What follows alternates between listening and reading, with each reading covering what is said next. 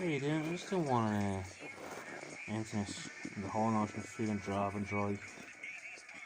And there's the vocal cords that exprimate something that we need to express, which means we have a form of convealment within us.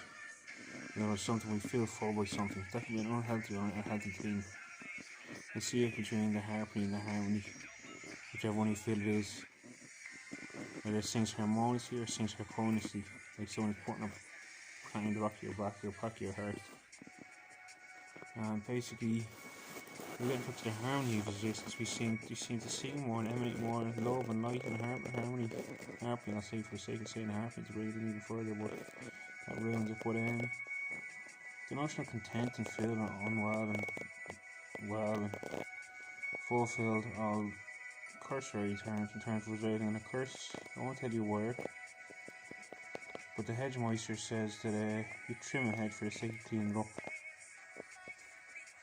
It doesn't mean it can't grow. Some say a forest is more beautiful than a garden. You know?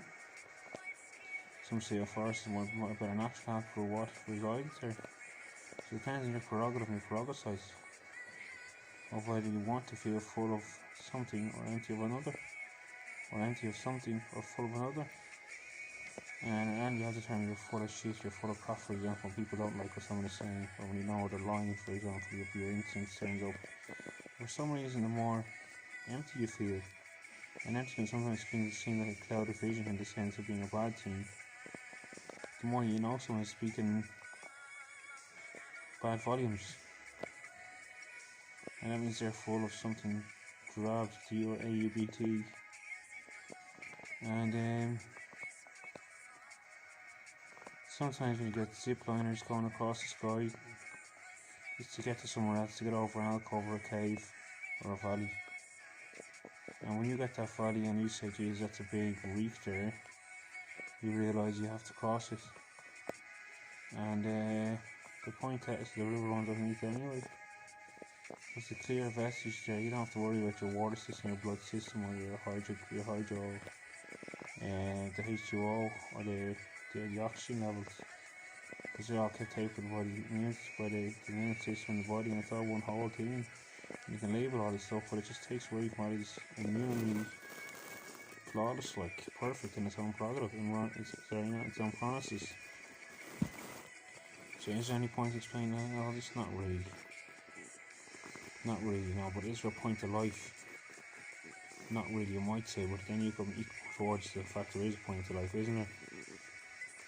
That's where some people vestige off and on, and that's where you run in and out, and back to front, and back roads, back to front roads, and say, right, there's something wrong here if you're not getting meaning life.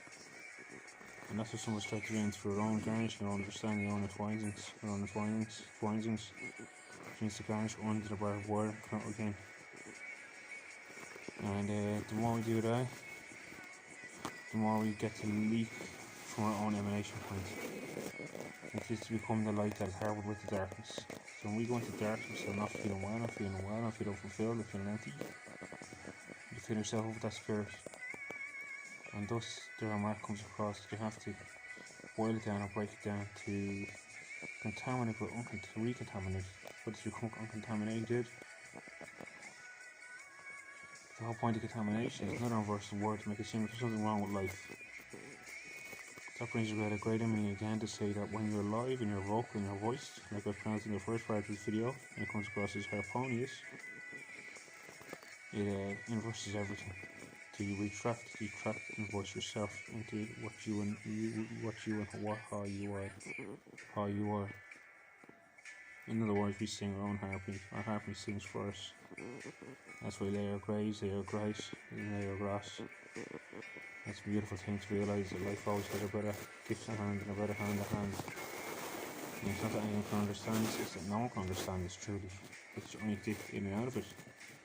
And it take a very despondent being called God to really reverse anything else, because he is apparently a supernatural being. And this comes strongly across those remarks who don't understand this life. You'd have to really up in a high echelon. And that's for some of that's just towards. That's why it's good to use their own devices sometimes, unless you really feel it's necessary to say this, and that person's walking on path. Surely they have the same answers as I do. Surely they know where they're at. My voice is saying they don't know what they're at. So what's it saying that they don't know what they're at? Is that a part of you or is it a part of somebody else? And is that somewhere you got to discover them? And someone certainly thinks that where everyone gets lost, or that everyone gets found, everyone is already found because there is.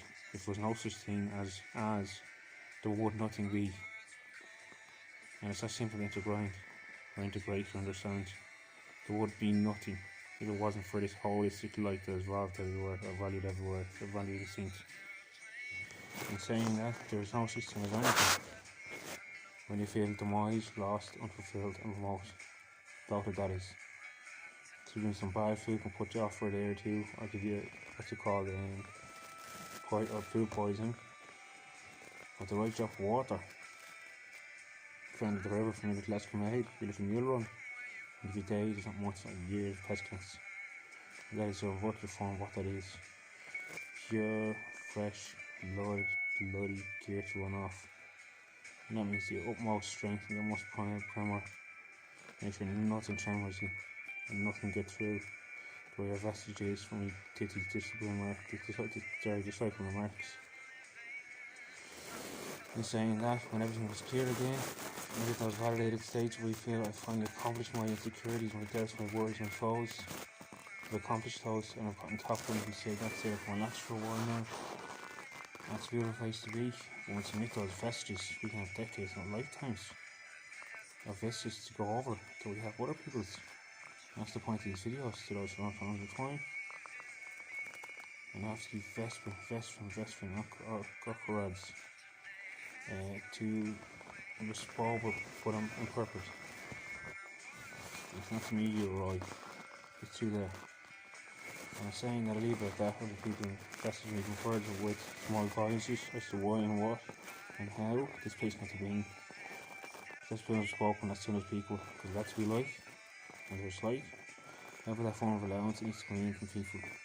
If you're postponed and negated or neglected, you're not being neglected at all. You know, something's granting this life at all time. And it's grand to think, oh, I fell asleep last night. Did I wake up? Oh, I had a car crash a few years ago. Did I die? You might think of someone did die, but you have to think where you're here now yourself, for yourself, the only place there is. Are you alive or aren't you alive? And if you're alive, voila, there's the magic phrase you haven't received that this came into beingness from nothing at all. You can try and go to nothing at all, the best journey, I'll call it, but it's implausible. I think you have to. And it's all already been done, everything has already been done. All you have to do is be pure, look around and say, wow, this is one fantastic place. I'm not saying the hospital in here is the best place in the world, I'm saying the home is the best place in the world, even at a grand spot. I'm not saying Dublin's the best place in the world, I'm not saying England's the best place in the world, I'm not saying Galway's the best place in the world, I'm not saying New Zealand's or Korea's the best place in the world, I'm not saying the rest of the best place in the world. I'm saying the best place in the world is right in your heart, when you feel the grace of what is amplitude towards us. That's the only place you need your mark. There's no point searching or looking around conspiracy theories or Google Maps or anything else. Or driving aliens to and fro, even though it's enjoyable to go to places to revisit and return. You can happen anywhere.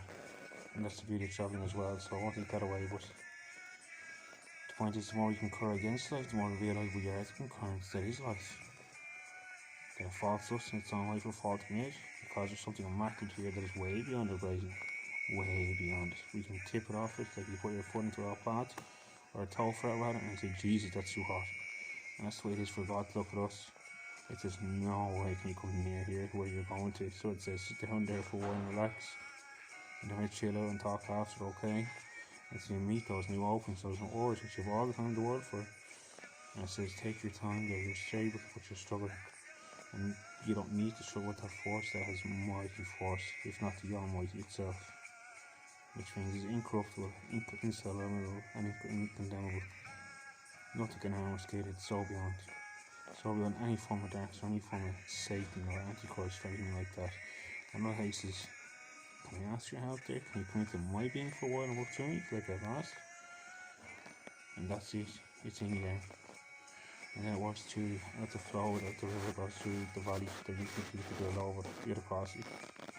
Everyone thinks they have to do this, they have to do that, have to go A, B and C to do this and the other, and the 6-point time schedule and everything else.